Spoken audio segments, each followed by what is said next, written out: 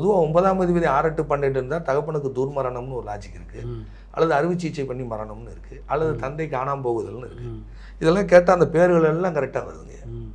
அந்த பையனுடைய அப்பா பேர் என்ன பேர் இதெல்லாம் கேட்கும்போது ரவீந்திரனா, ஆமாம் ரவீந்திரன் அப்படிங்கிறாங்க. இது ஈஸியாக சொல்லலாங்கய்யா. நான் அதே மாதிரி எல்லோரும் இந்த கர்ம கிரகத்துக்கு வந்து சனியை பயன்படுத்துவாங்க. நான் சந்திரனையும் சுக்கிரனையும் பயன்படுத்துகிறேங்கய்யா. சனி தான் கர்மகாரகன்னு பேர். நான் வந்து சந்திரனையும் சுக்கிரனையும் பயன்படுத்துகிறேன். ஏன்னாங்கய்யா, சந்திரங்கிறது அரிசி, சுக்கிரங்கிறது பால். ஒரு ஆள் இறந்தா என்ன பண்ணுற, வாய்க்கு அரிசி போட்டு பால் ஊற்றுறமா இல்லையா? ஸோ இதையும் நான் பயன்படுத்துகிறேன்.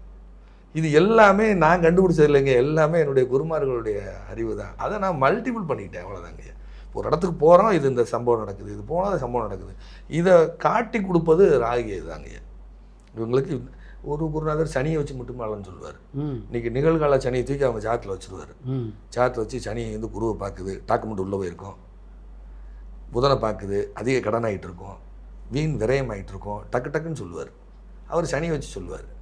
நான் வந்து ராகியை வச்சு சொல்லுவேன். நான் குரு வச்சுலாம் சொன்னதே கிடையாது. அது நான் ஆய்வுக்குள்ளே போக மாட்டேன், குரு பயிற்சியை வச்சு சொல்ல மாட்டேன். நான் ராகியை பயிற்சியை வச்சு தான், அதாவது அந்த ஒரு கட்டத்தில் 30 டிகிரிங்கய்யா, 15 டிகிரி வரும்போது அடுத்த கட்டத்தை இயக்கிடுங்கய்யா.